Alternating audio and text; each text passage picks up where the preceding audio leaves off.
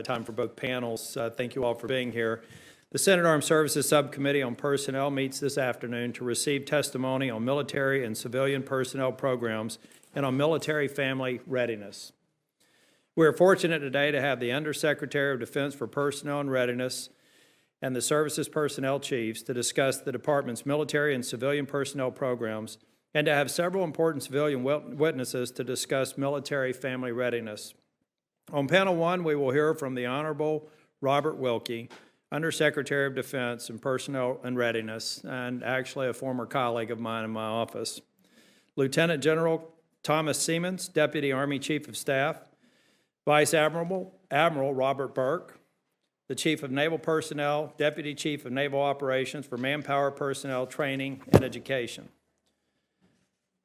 Lieutenant General Gina Grosso, Deputy Air Force Chief of Staff for Manpower Personnel and Services, and Lieutenant General Michael Rocco, Deputy Marine Commandant, Manpower and Reserve Affairs.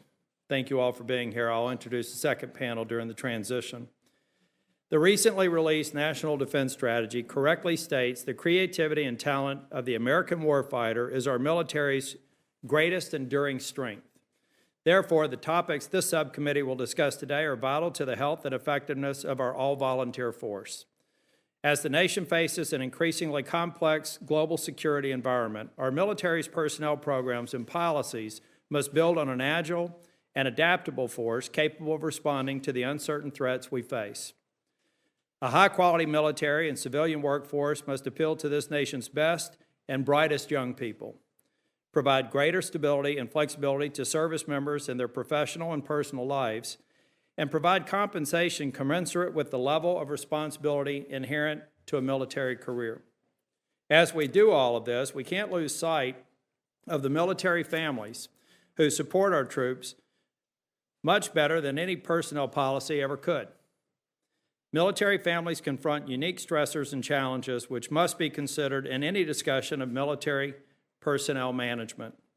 The Congress needs to understand military families' concerns and work diligently to ensure that the Department of Defense provides the support and the services families need.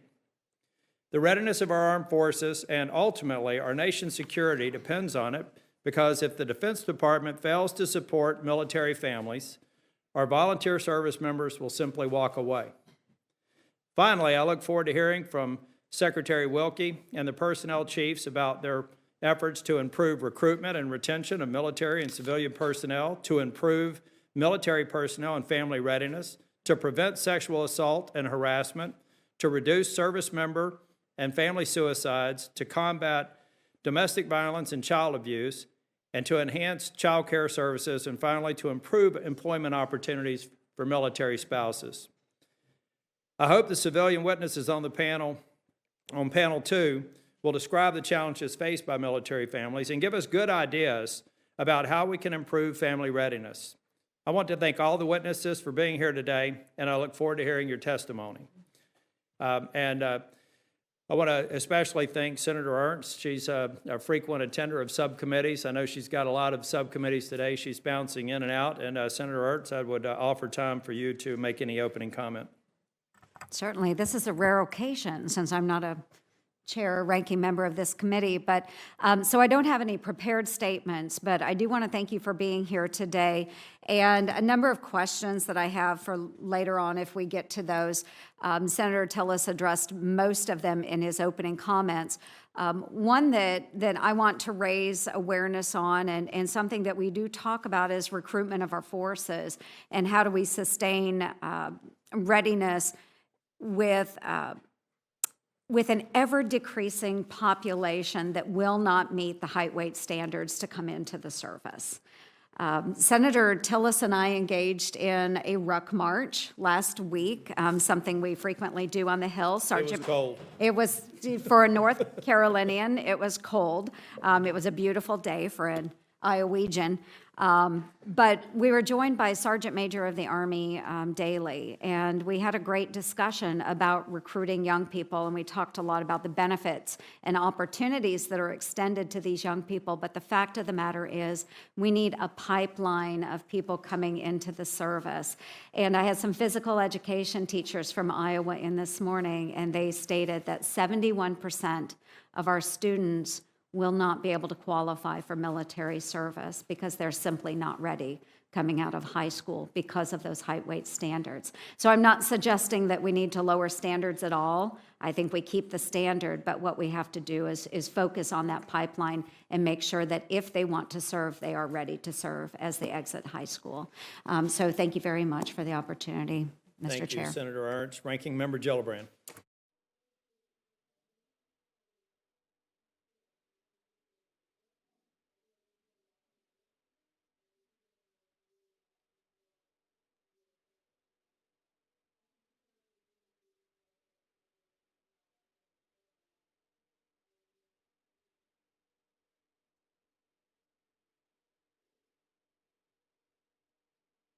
Here we go.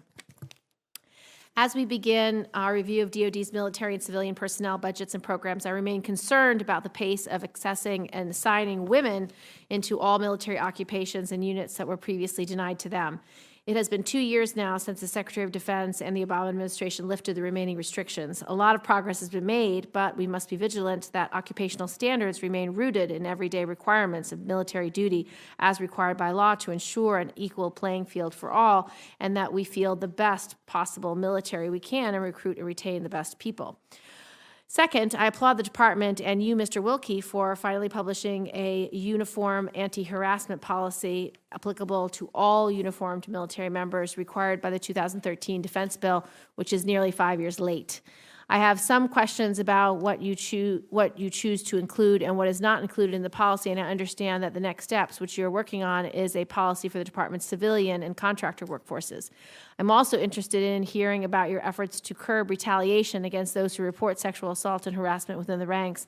The reported retaliation rate against survivors has consistently been around 60%, which is deeply troubling. An area that we have not talked about sufficiently is intimate partner violence and child abuse. This came to the forefront last year with the shooting by Devin Patrick Kelly in Texas. In that instance, the system failed in keeping a gun out of his hands, and I know that the services have been looking at how this had happened and working to ensure that it doesn't happen again. But a less reported data point I think is staggering is that in fiscal year 2016, there were 13,916 reports of suspected incidents of child abuse and neglect, and horribly 18 child abuse-related fatalities. All of the deceased victims were under 5 years old, and half of them were under 1 year old. In addition, there were 9 spouse or intimate partner fatalities.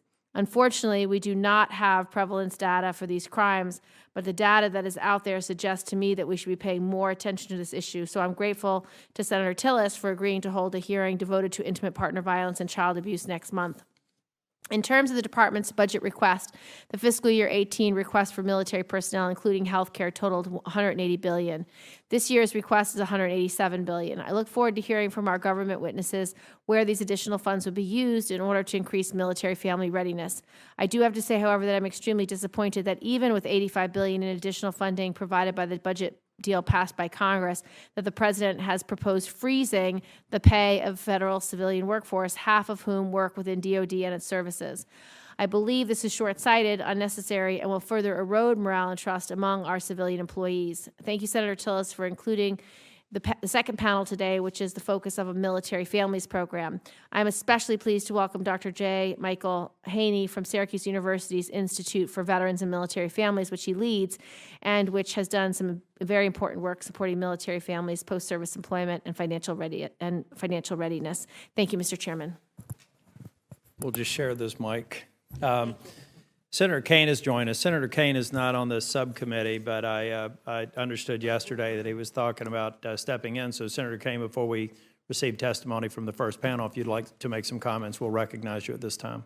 I want to thank the chair and the ranking, and thanks the witnesses and colleagues for forbearance on this. I am the ranking on the Readiness subcommittee, and we're meeting around the corner.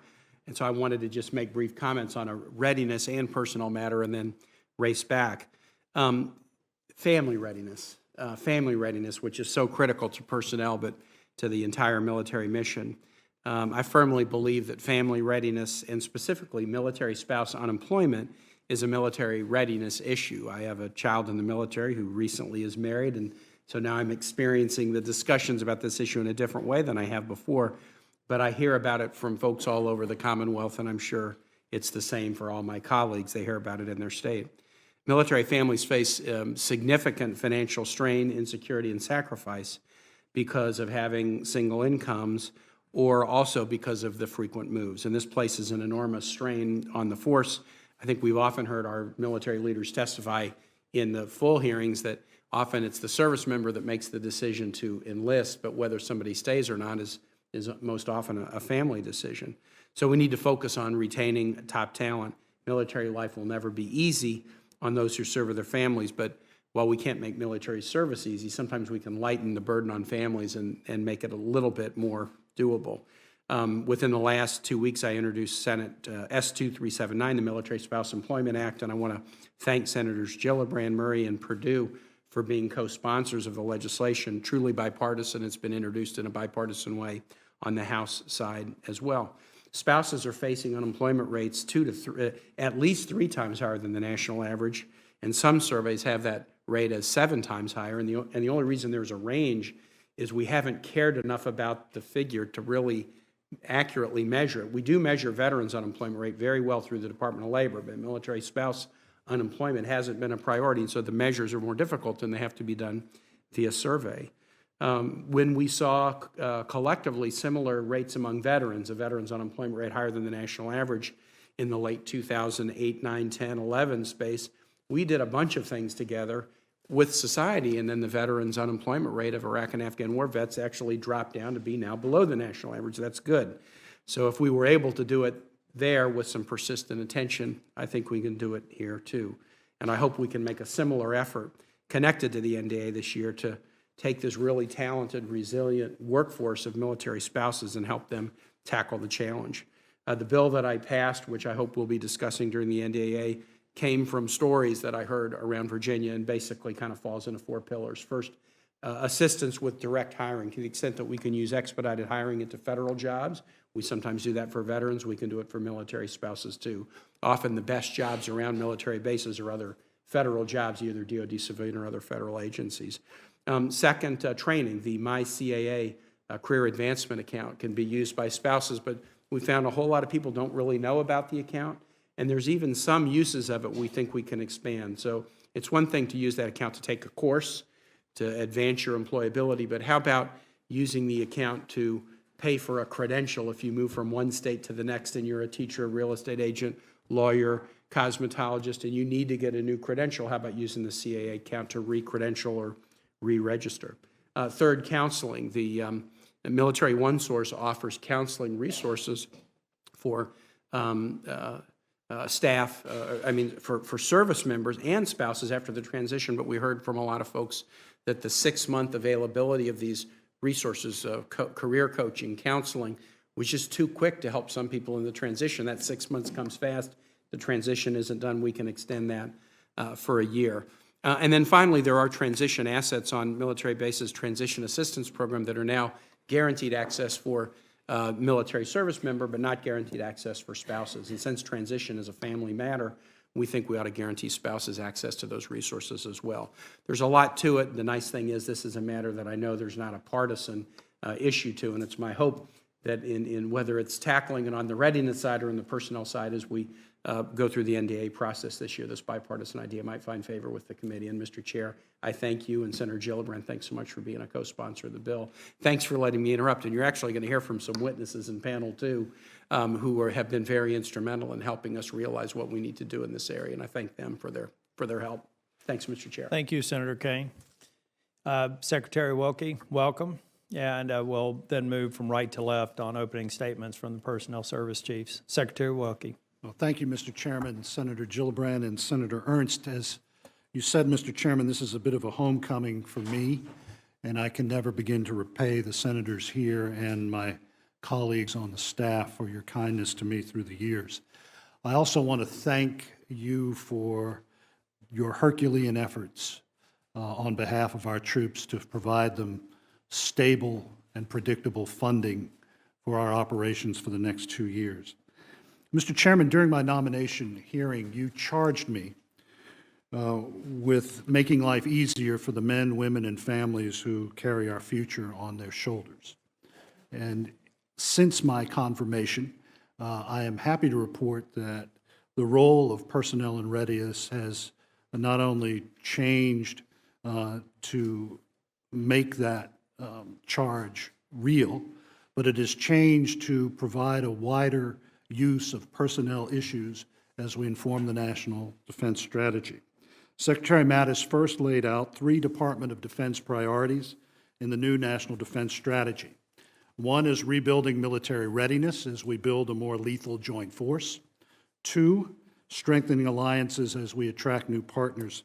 And 3, reforming the department's business and family practices for greater performance. P&R has a role in all of these areas. The Secretary has also given us new responsibilities for the strategic readiness of the force.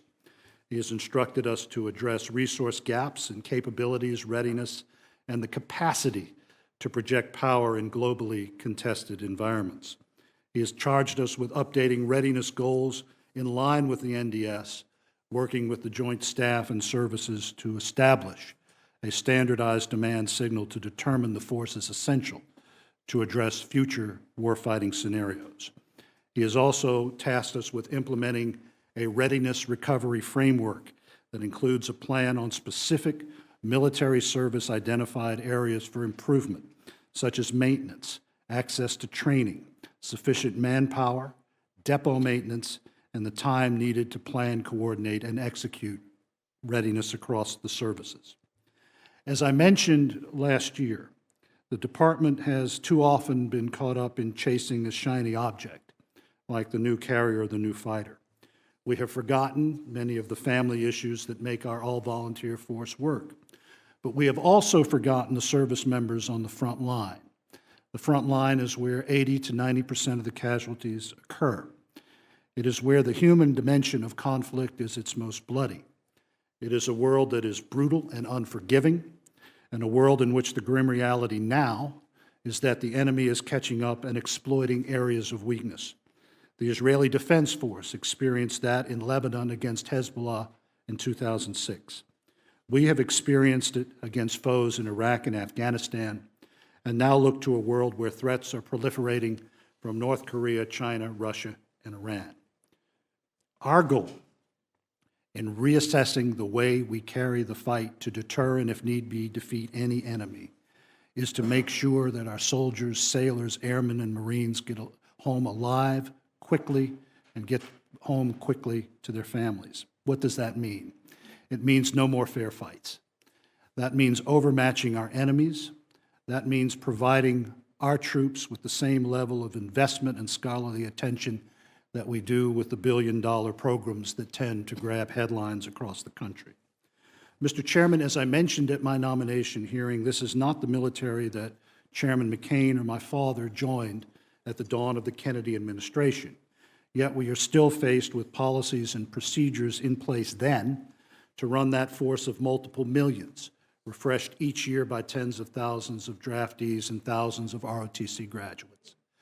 Today, our military is vastly different. It is comprised entirely of high-quality volunteers. And as Senator Gillibrand noted, 17% of the force is female, many of them serving on the front lines in numbers and missions unimaginable in the days of the Women's Army Corps. Yet we still rely on a 20-year up-or-out model for service members who are forced to leave the military in their prime. Promotion models often see the bottom performer advanced at the same pace as the front runner. Success in the information age will increasingly rely on the technical ability of our troops, yet our assignment system values breadth over depth of experience. Recruiting is often stovepipe and not reaching a wider audience online. Our service members cannot move freely amongst active Guard and Reserve components to meet changing circumstances in their lives.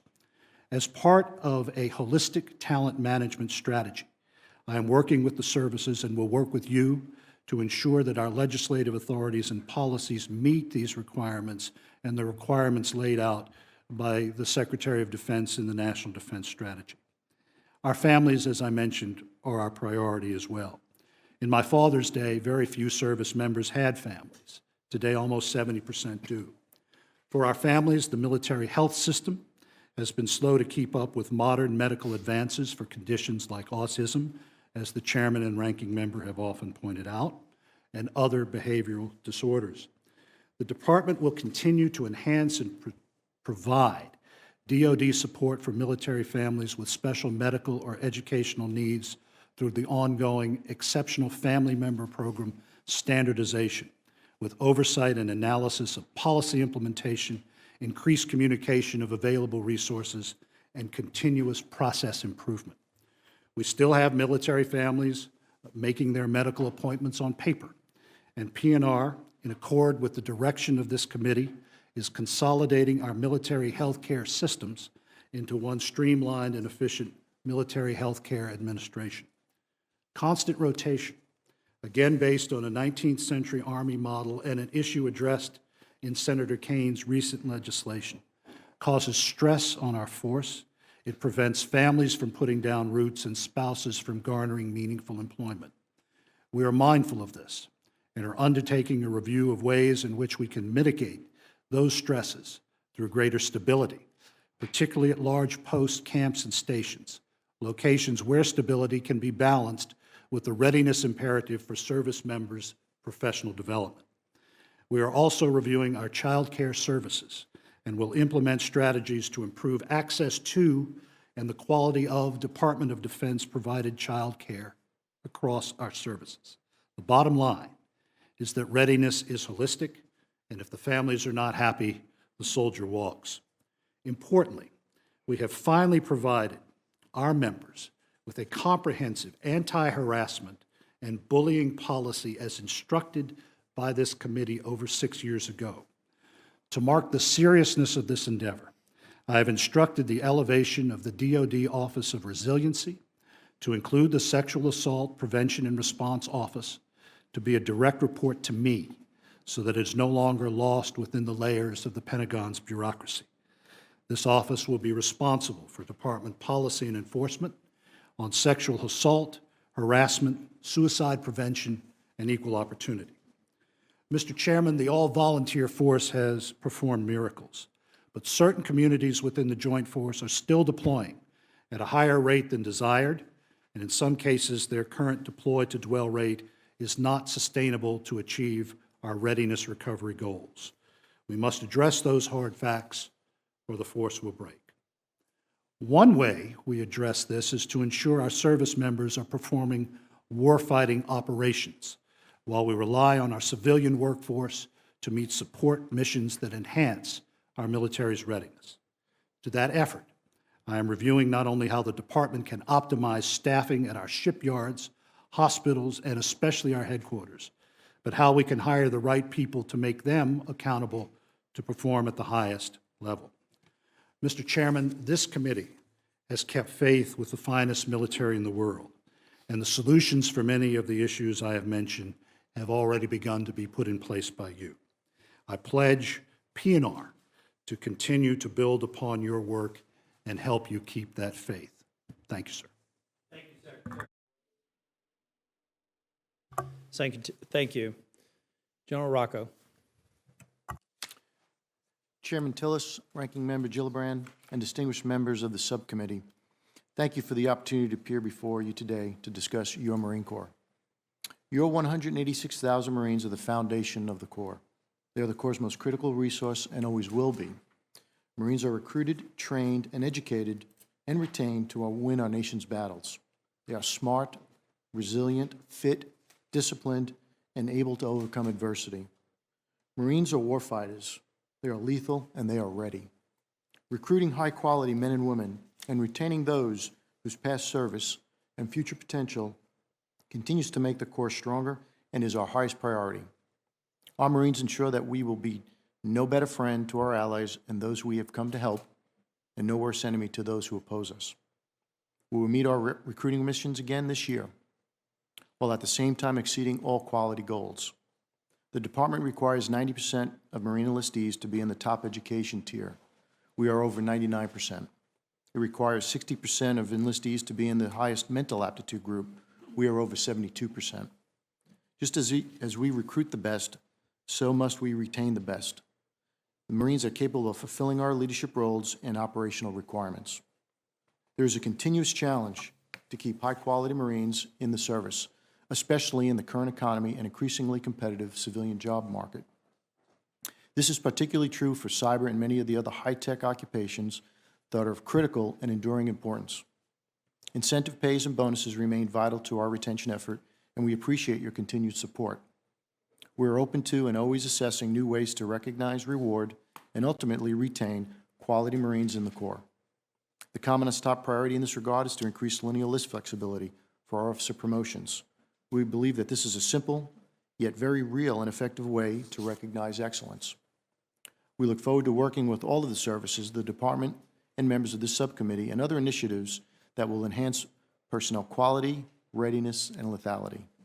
We must remain adaptable and consider new ways to recruit and retain the high-tech force we need for the future as we build on the foundation of the quality Marines we have today. I look forward to answering your questions. Thank you. Thank you. General Grosso. Chairman Tillis, Ranking Member Gillibrand, Senator Ernst, thank you for the opportunity to appear before you today to deliver the United States Air Force's personnel posture for fiscal year 2019. Increasing end strength is the Air Force's #1 priority to accelerate readiness. We appreciate the FY18 National Defense Authorization Act support for continued end strength growth to 675,000 total force airmen. This growth allows the Air Force to compete, deter, and win in a more competitive and dangerous international security environment.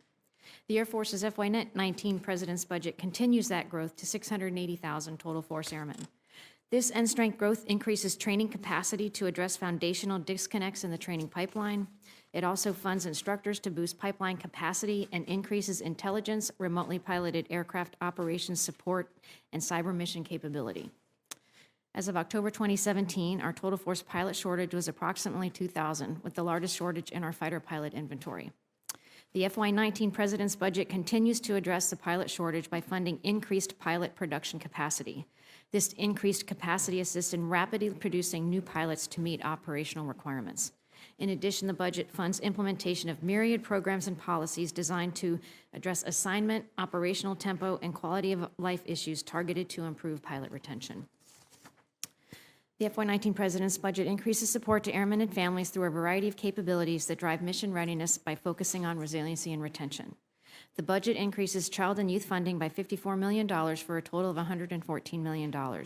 This funding will expand child care for those airmen needing care outside of normal duty hours, provides fees to support 4,000 children who only have access to off-base child care, and funds youth resiliency camps. The Exceptional Family Member Program assists more than 33,000 airmen who have special needs family members.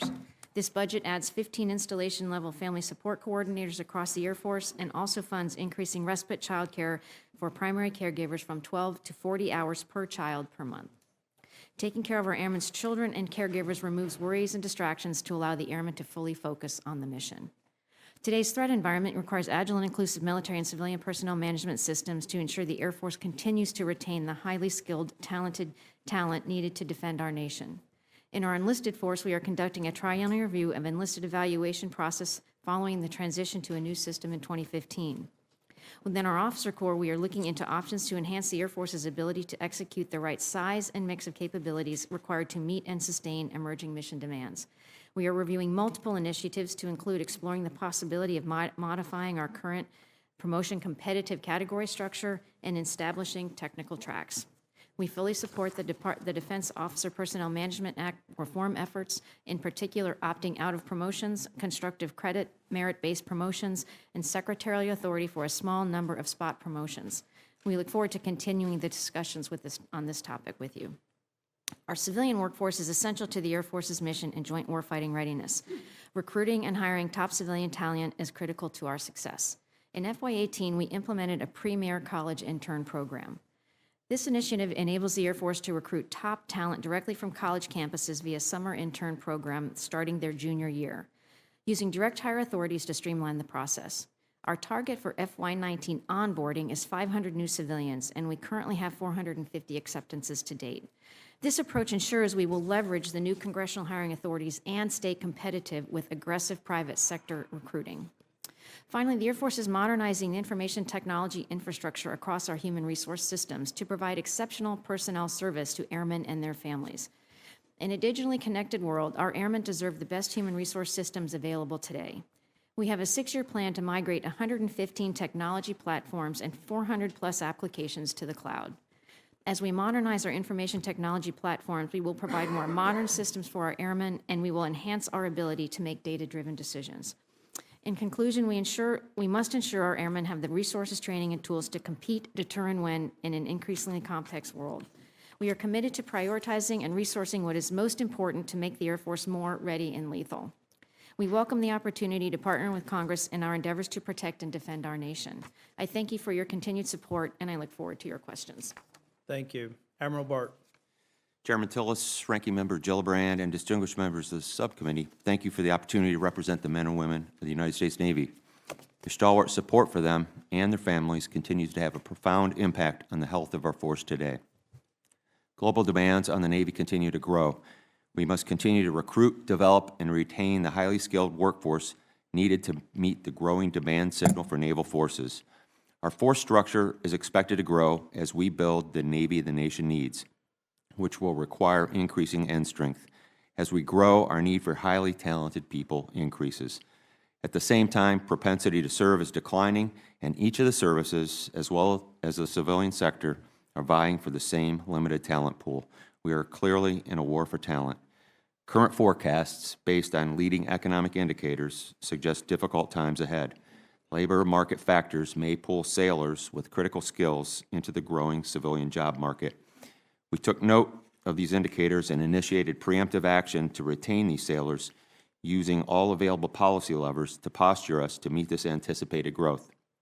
Despite this, we just made our FY17 end strength targets. This year's trajectory is good, but we will require steady and reliable funding going forward to stay on track. The new 2-year budget is great news for us and is an excellent step in that direction, and we are very appreciative of your work on that.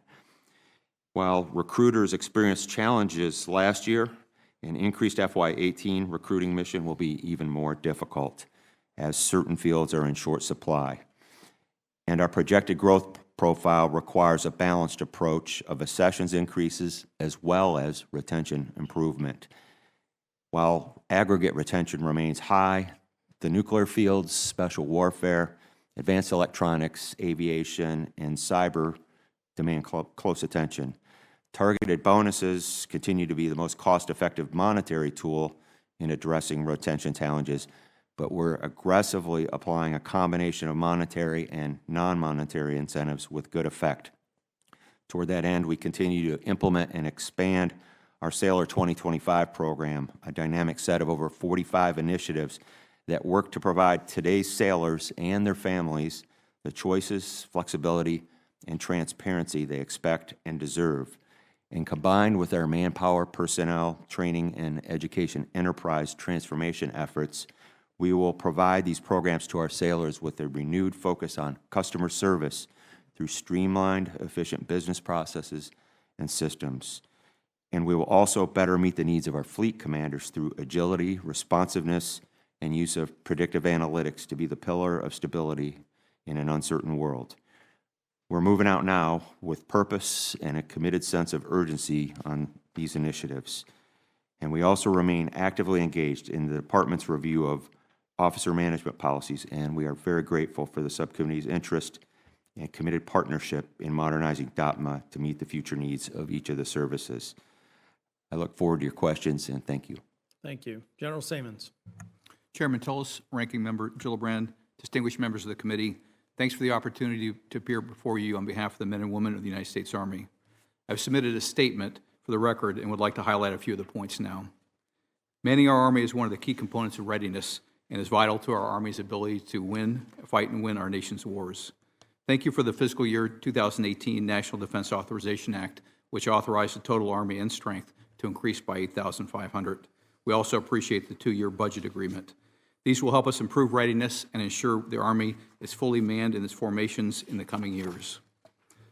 To build the future Army, we must recruit diverse men and women of high quality and high character in a competitive market where only one in four of the 17 to 24-year-olds in the Army or in the nation is eligible to join the Army, and only 1 in 8 has a propensity to enlist in the military.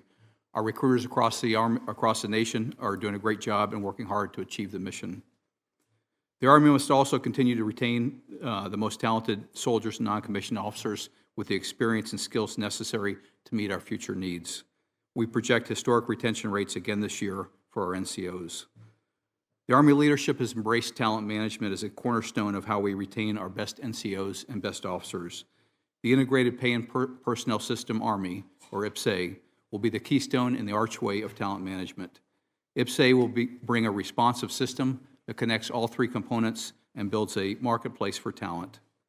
We are a standards-based team in the Army, and the Army remains committed to giving all soldiers who can meet the standards of a military occupational specialty the opportunity to serve in that specialty. Last year, the Army integrated the gender-neutral physical standards for initial entry training and job-specific training, and the initial results are very positive. We have successfully assessed and transferred more than 600 women into the previously closed occupations of infantry, armor, and field artillery. The opportunities are so popular, we're expanding the programs next year. The part of the total force, the Army civilians are vital to and comprise about 22% of the total personnel. We need a civilian workforce that has critical and unique skills to support the soldiers and families. As we build our force, we focus on areas that provide the foundation for our future. We remain focused on personal resiliency and suicide prevention with world-class programs for our soldiers, civilians, and family members.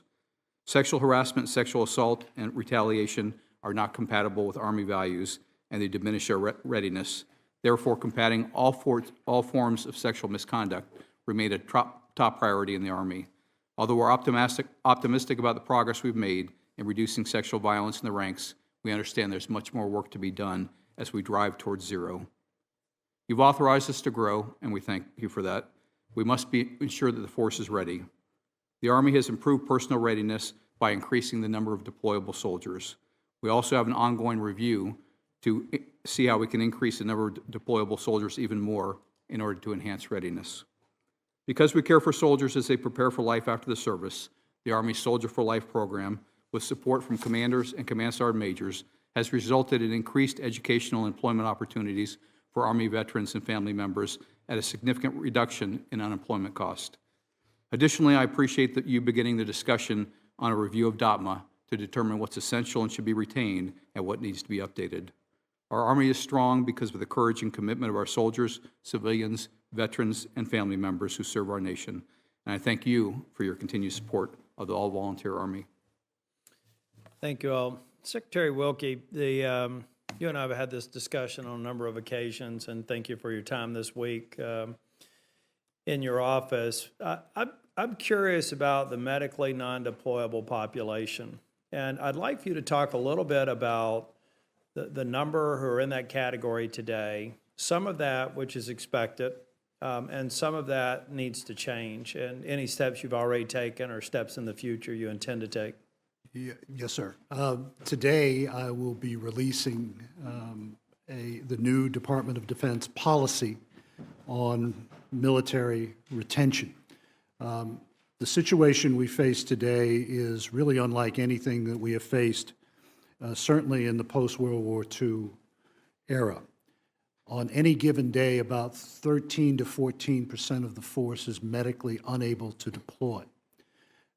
That comes out to be around 286,000 soldiers. In July of this year, Secretary Mattis tasked Personnel and Readiness with developing policies to ensure that everyone who comes into the service and everyone who stays in the service is worldwide deployable. The way I described it in our conversation is if Mr. Bezos and Amazon walked into Christmas week and 14% of his workforce could not perform their duties, then he would no longer be the largest company in the world. There are several issues that there are several aspects of non-deployability that are on us. And I was hoping Senator Ernst would stay because we could talk about our experiences as junior officers. If in our small units, our commanders discovered that half of our troops were not medically ready because they had not visited the dentist, that would have been on us. We would have been accountable as junior leaders to make sure that they visited the dentist to become dentally ready to deploy. That's an issue for us. The other thing that we have seen is that in the down years in terms of recruiting for the military, we offered too many medical waivers to get into the service. The medical conditions that those service members had when they received those waivers followed them into the service as they progressed through their careers. So we have to address that. This new policy is a 12-month deploy or be removed policy. However, there are exceptions to it. Does not apply to pregnancy, does not apply to postpartum conditions. Medical boards will review the medical status of those who have been wounded. And I will use a personal example from 1970. My father was severely wounded in the invasion of Cambodia. Spent a year in an Army hospital. A determination was made by a medical board then that his service was still required, and he was allowed to recover and return to Fort Bragg in the 82nd Airborne Division. Those are the things that we will take into consideration. But we need to look at the force holistically. We have to ensure, given the climate that this country faces, that everyone who signs up can be deployed to any corner of the world at any given time, and that is the reason for the change in policy. Thank you. In the next panel, we're going to hear from military families and groups representing them.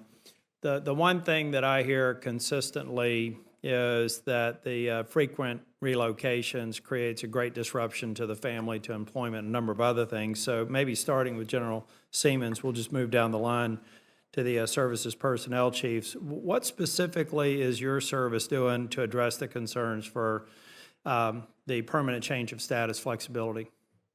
Thank you, Mr. Chairman. Dr. Esper, our Secretary of the Army, as he's gone around and had town halls with soldiers, hear the same comment that you've made and ask how they can stay at a place longer. And so he's asked us to go back and take a look at not only how, if we can reduce the PCS in terms of the monetary cost of the PCS, but also provide stability to the soldiers at those installations. And we're right now trying to peel back the onion to find out where you can keep somebody in place longer to allow stability for them and perhaps continued employment for their spouse, because if the spouse is employed, they'll want to stay where they are as well. Thank you, Admiral Burke. Yes, sir. One of those non-monetary retention incentives I mentioned was our detailing marketplace, which is sort of a LinkedIn for the Navy, allows sailors to connect directly with prospective jobs, communicate their desires, negotiate. But the marketplace aspect of this is to view sort of not just their orders, but total next assignment in terms of a total compensation package. And geographic stability can be part of the conversation when it's possible. Career progression, ship type, where those ship types are home ported, where they are in their career may make that impossible. But through use of those techniques over the last 2 years, we've been able to increase the numbers of assignments systematically, so up to around 25% of our next career moves have been same home port for our sailors. So we're increasing it. We may be approaching a limit here just based on where our ships are home ported, but we're trying to expand that as much as feasible. And sort of the market dynamics of this detailing process are defining that for us. It's been interesting to watch. Thank you. We'll General keep it Grosso. flying. Mr. Chairman, we're doing several things. We also have leveraging technology with a optimization model that will let people put their desires in and let them see the requirements, put their desires in. And we think leveraging technology will make it easier to people that want to move, and people that want to be stable. So we think that we are just testing, we tested it, we're slowly incrementing that across the officer force. We also, for certain career fields, have implemented a second assignment in place. That's one of our pilot retention models. But what you find is that the overseas rotation pulls people overseas. And so some of the force structure makes it difficult to keep people in place. But we are certainly trying that, and certainly some number is completely possible to do. And the final thing I would add is that I think some of the DOPMA flexibilities that we've talked about, one in particular, opting out of promotions, because I've had both, from a female retention survey, there are people that would like to stay in place, but because of the career progression forced by an up or out system, they really can't. And so I think with some DOPMA flexibility, I think you could keep families in place longer in the same position. And we'd obviously have to think about how to manage that, but I think that would be one huge benefit of some DOPMA flexibility. General Rocco. Senator Tillis, the Marine Corps, prior to executing permanent change of station orders, we have monitors, the person in the loop that talks to each Marine before they are issued orders to wherever they may be. And so what we try to do is we take into account the spouse's situation and the family situation in whole.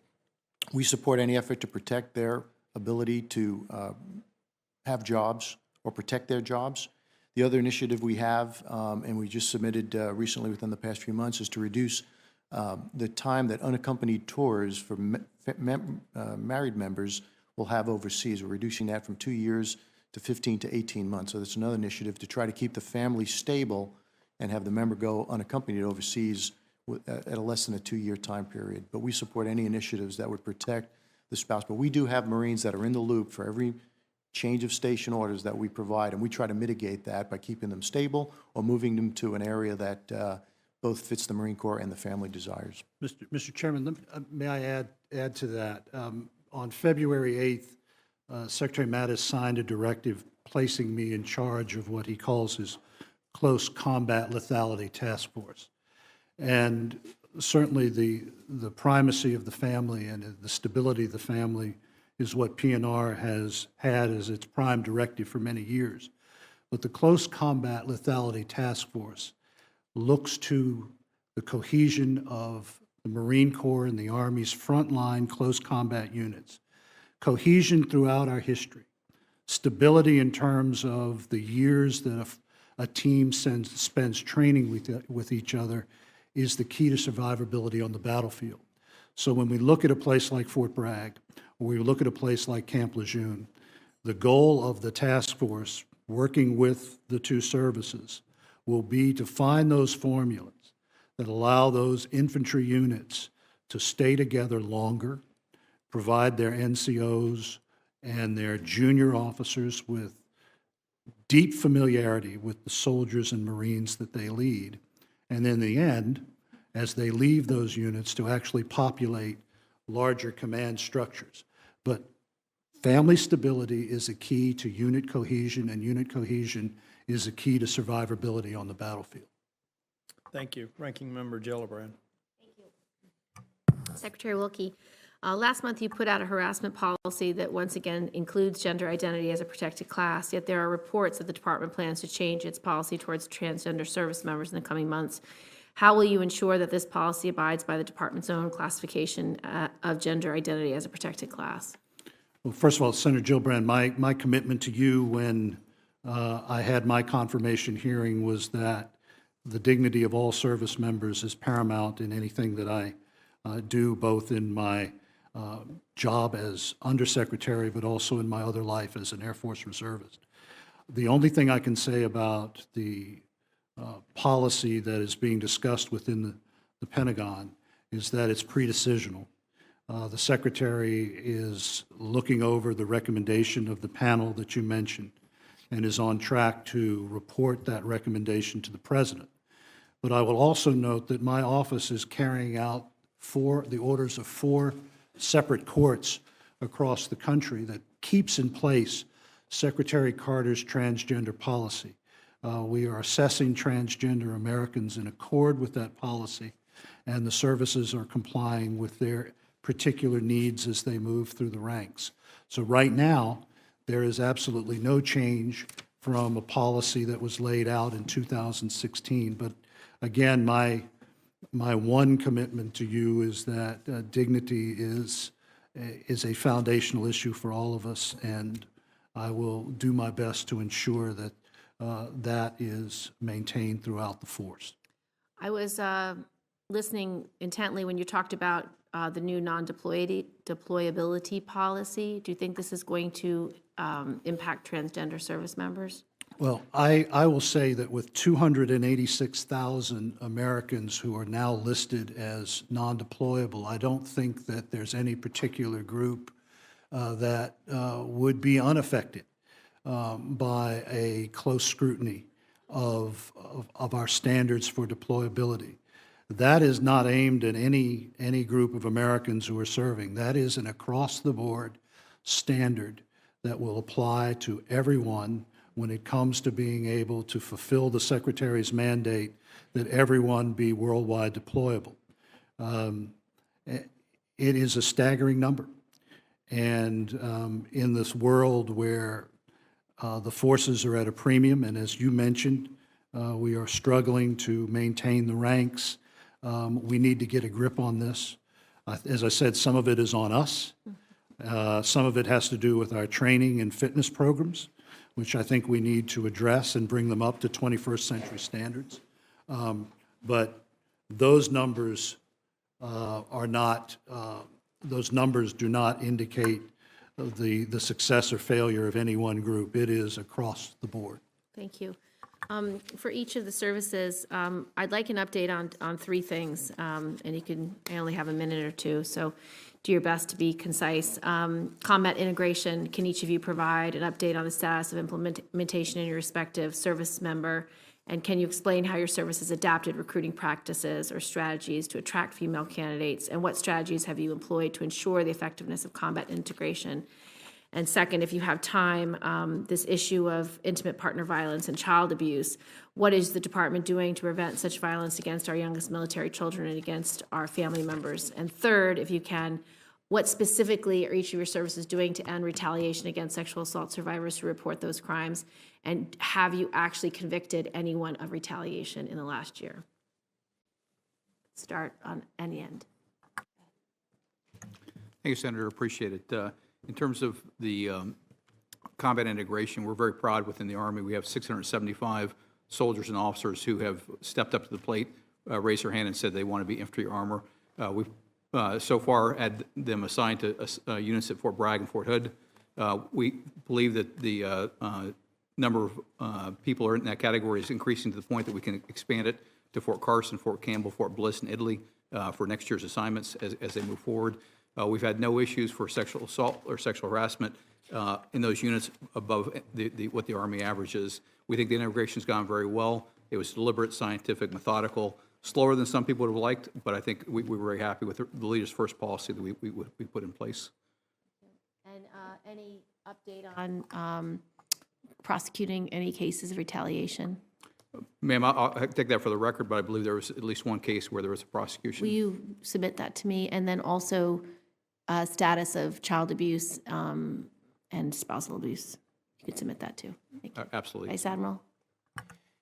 Senator, on the women integration, with respect to the recruiting efforts, immediately after the remaining career fields were open, which for us was predominantly Special Forces,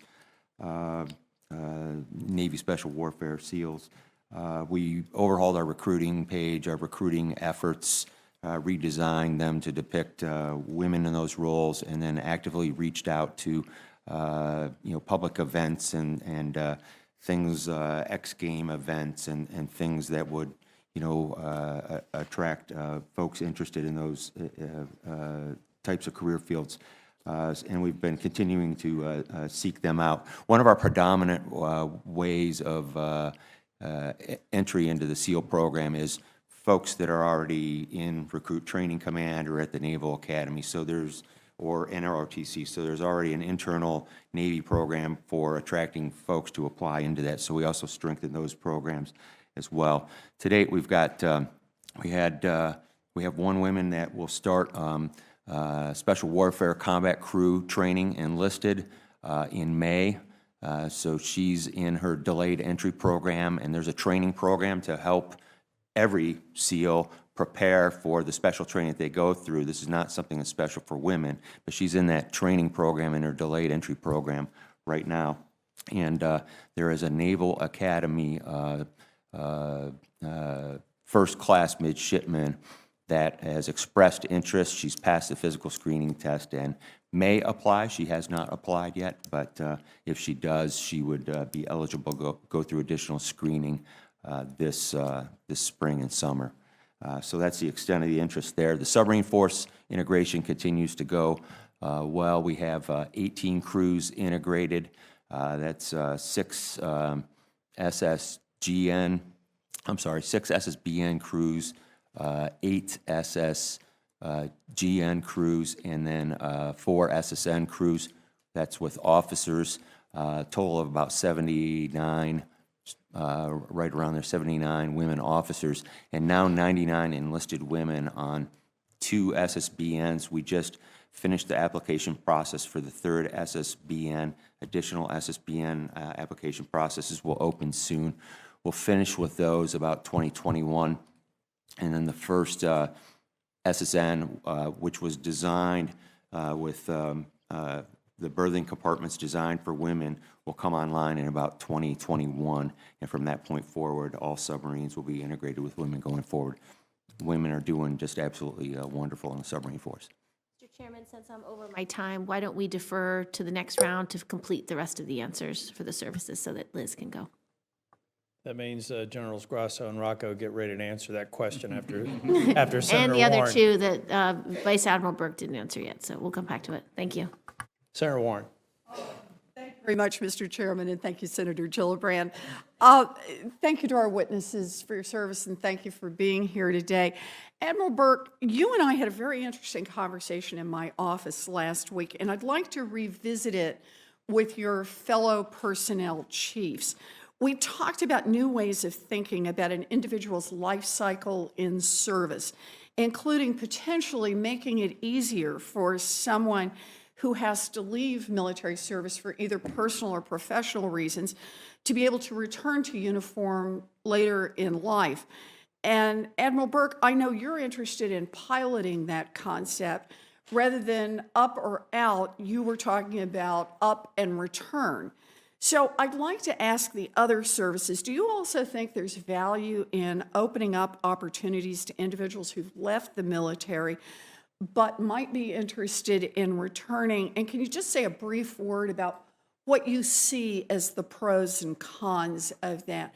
General Rocco, could I start with you? Yes, Senator Warren, thank you. And that's an important question. So in the Marine Corps, we have, and albeit our numbers are small, but we have the Career Intermission Program, and we currently have about 12 Marines that are involved in that. That involves the Marine basically stopping their time, going out into the civilian world, and then coming back and then picking up where they left off.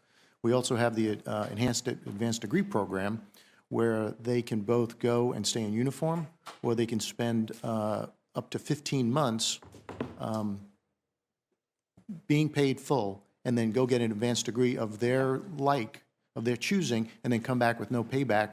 When I say no payback, there's a payback in commitment, but there's not a payback in a specific job. We have over 300 Marines that go to the advanced degree program up in Monterey, but they go back to specific jobs inside the Marine Corps.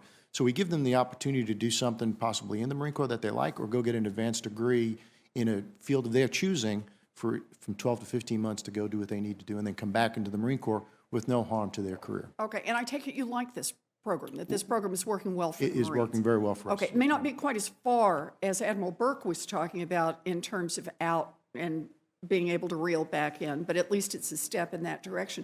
General Grosso, could you say a word about that? Yes, Senator Warren, I completely support that idea, and we do it to a small extent today. We actively recruit we call them prior services sessions on the enlisted side and on the officer side. We find that we don't actually attract them back for several reasons, but we do think it's very powerful. If you've got an experienced person, again, we think some increase in constructive credit would help. Because right now, if you come back in, you have to start where you left, but you've got all this additional experience, so some additional constructive credit may help us attract more. It's a very interesting point. It's also an interesting point about the kinds of people you may attract back, that people, for example, who are in high tech, who are in computing, they learn a lot while they're out, would like to come back, and you'd very much like to have them back, but you may need some flexibility around how you get to attract them again. If you could, General Siemens?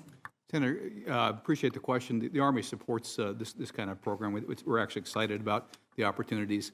General Grosso talked about on the enlisted force. For the Army, we brought in 68,500 soldiers last year. About 5,000 of them were prior service. In other words, they had served before and wanted to come back.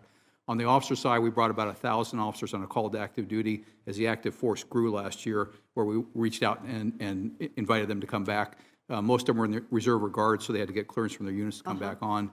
I recall I went back to an alumni event one time, and I met a classmate who had gotten out, and my wife asked him, do you miss the Army? And he looked at her and said, every day of my life.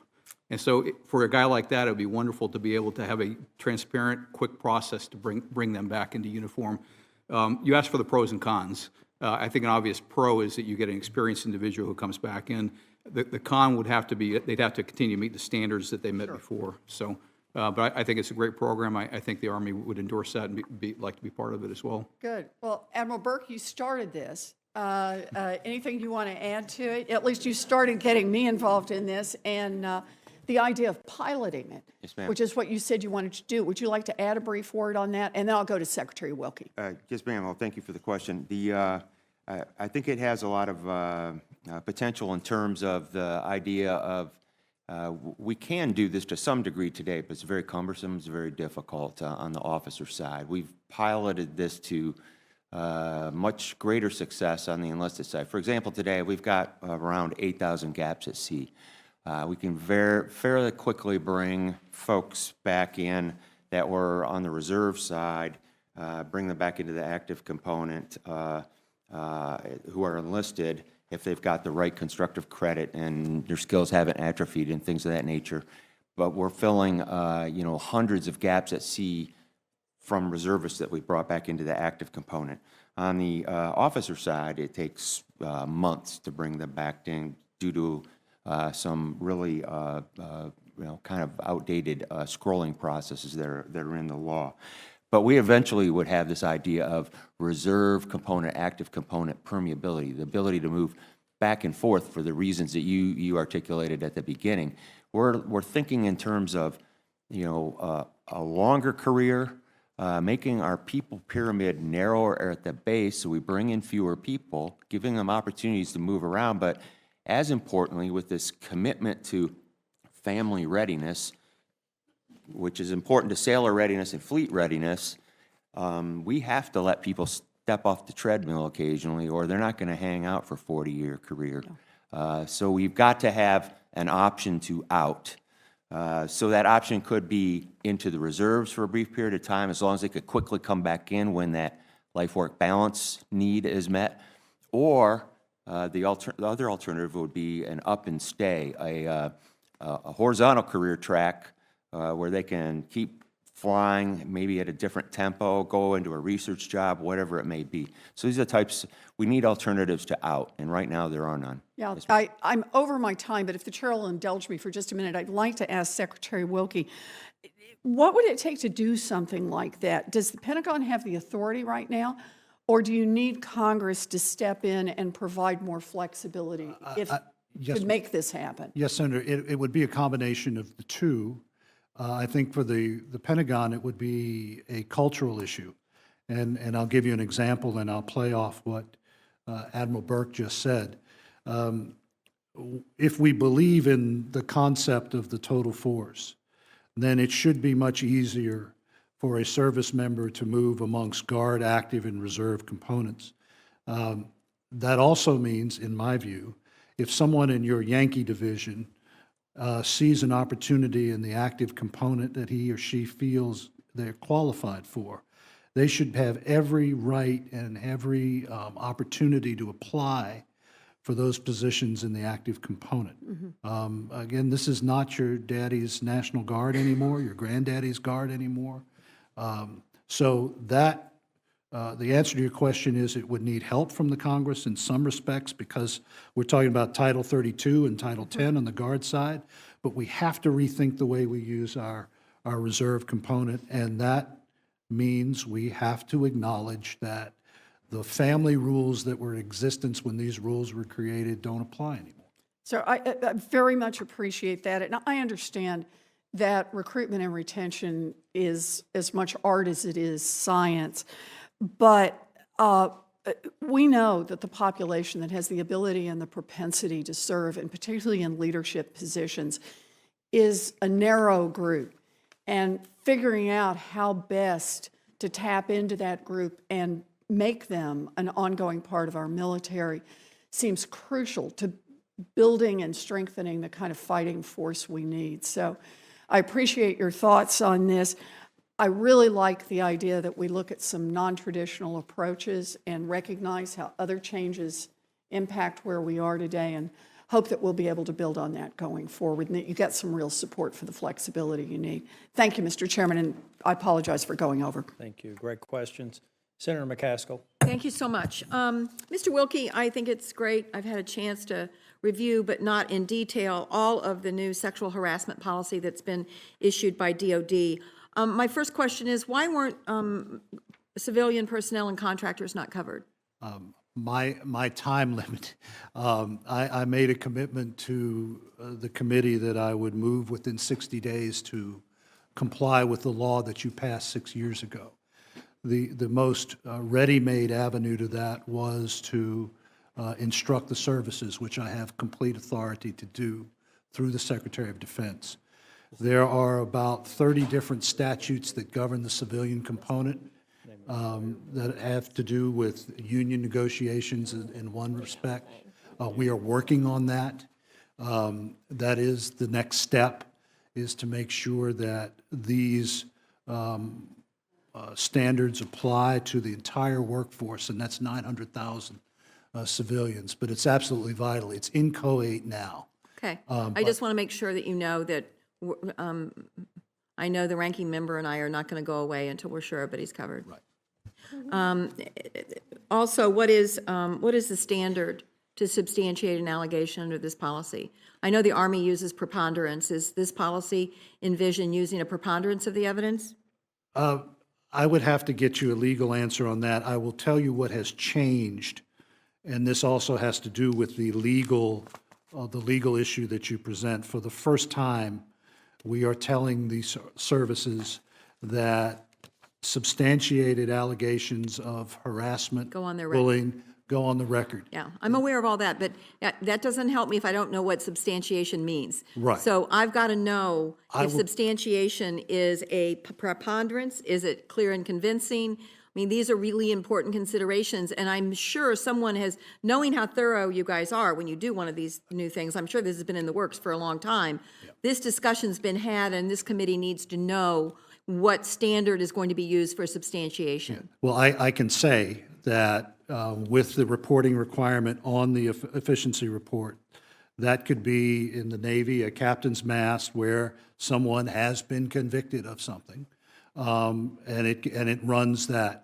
legal gamut. So if a body or an officer has concluded that another member has committed an infraction or a crime, that officer puts that on that individual's efficiency report. In my experience as a junior officer, nothing gets anyone's attention quicker than knowing that the career is on the line and that people are watching. And I think as we have had this national conversation and as it impacted the military, we've lost that fundamental military lever of enforcement. Well, that's all great, but we still have a problem in that we don't know what the standard is. Because what's going to happen here is you're going to have a he said, she said about whether or not it was harassment. And then somebody's going to have to determine whether it's substantiated, which is going to mean corroboration. It's going to mean other evidence that might be surrounding the incident. It's going to mean interviewing a number of personnel. And at the end of it, whoever's in charge of deciding whether it's substantiated or not has to know what the standard of proof is. So this needs to be clearly delineated. And if you haven't done it yet, if we're going to have a different standard in every branch, then it's a problem. So we got to get busy, and you've got to be able to answer that question clearly with just one phrase. You just answered the question for me. Our instructions are to standardize all of those matters across the services. So there's, and I would have to get, I'm a recovering lawyer. I would have to get someone who knows the particulars in the depth to give you That would the be great. answer that you deserve. Yeah, and that's an answer that I think we all need to have, because frankly, it's important for everyone to have really clear guidance what the standard is. Because if you start out and no one's sure, then you're going to have disparate outcomes and you're going to have a lot of unhappiness, especially if it's going on someone's record. I'm really glad it's going on their record. That's the right thing. That's why it's really important. Every single one of these has to be laid out. Yes. And finally, and briefly, if you'd indulge me, if you're not really familiar, are you as familiar with the UCMJ as perhaps maybe some other witnesses might be? I have been subject to the UCMJ for many years in Okay, my other life. so I just want to clear up, there seems to be some confusion about the way the system works now in terms of crimes being committed.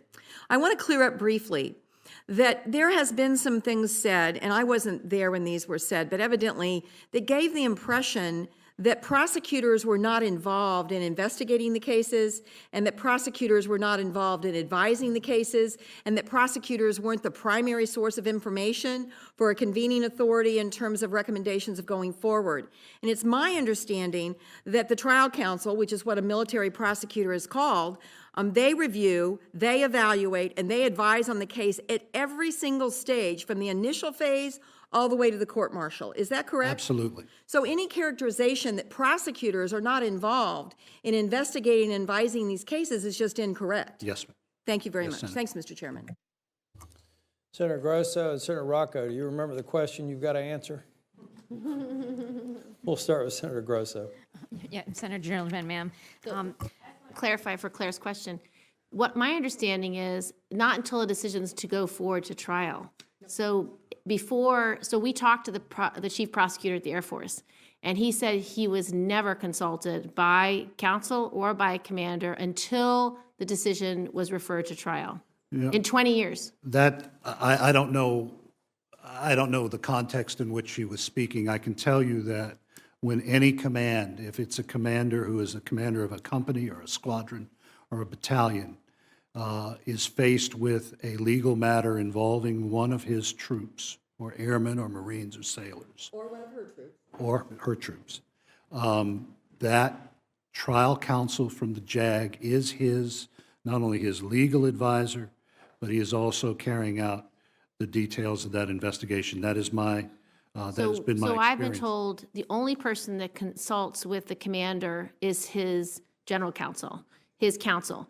He does not actually speak to the prosecutor until after a decision's been made. No, that's not my experience. Okay, can I have a letter from each one of your services outlining exactly when prosecutors are consulted? Because I talked to the chief prosecutor for the Air Force who did the job for 20 years, and he said he literally was never consulted until the decision was made that court-martial, that it would move forward to court-martial, but never in the deciding phase. And in fact, his challenge to me was that once the decision was gone to court-martial, that he would have to go back to the commander every time he wanted to call a witness and get permission, and that delay in and of itself was problematic. I will get you a comprehensive answer from the general counsel. Right, about when, at what stage in the process is the prosecutor engaged, briefed on the case, and I don't think it's before a convening authority is It not only is called. before a convening authority, it's before there's even a preliminary hearing. It doesn't even go to the convening authority until after there's a preliminary hearing at which the trial counsel is engaged in. So not, so the, you will give us the briefing, because I was told that not until a decision was made that a case would go forward was a trial counsel engaged. You've heard the request for the record Yeah. from each of the service lines. Just and to from tell the us, how does department. it work, and for each of the services? And let's figure out a time we can both be there and have the head lawyer for each service come and sit down with Senator Gillibrand and I so we can clear up what I think are a lot of misperceptions that are being spread around. Thank you very much. And Senator, now you know why Gary Leland knows I'm a recovering lawyer. Yes, yes. Okay, back to the questions we asked. And then we'll transition to the next Vice Admiral panel. didn't answer about if he's prosecuted any retaliations and whether he's doing anything on domestic violence. Start here. Yeah, go ahead. Yes, ma'am. On the domestic violence front, we continue to expand our prevention programs. deployed resilience counselors on board our large decks, and we've expanded those out to pierside for our smaller combatants. Those folks are helping with interpersonal skills training, along with a domestic violence prevention mobile app that we issued that helps enhance training and provide local resources to include emergency contact information. We're continuing to evaluate private sector programs that provide research-supported frameworks to help us reduce interpersonal violence. On the child abuse issues, we've expanded and continue to improve our training on our new parent support program service providers. This program has been relatively successful. We take at-risk families and teach them basic skills, increase the father's engagement, promote parenting resiliency. And in the past year, no reported cases of child abuse or neglect for those high-risk families that participated in the program. And then the high-risk for violence coordinated community response team program, again, for high-risk, known possible issues, it has been panning out as well. That gives us a coordinated community response, local law enforcement, base, police, whatever the situation might be, that are on call, known response force ready to come and protect and assist, actual or alleged past victims, potential victims of domestic or child abuse. We also piloted in a number of different locations, One Love Foundation facilitators to help with these interpersonal skills. They're helping us with get to the left of a number of destructive behaviors, but intimate partner and child abuse being among them. And part of that was an assessment tool for how successful was that.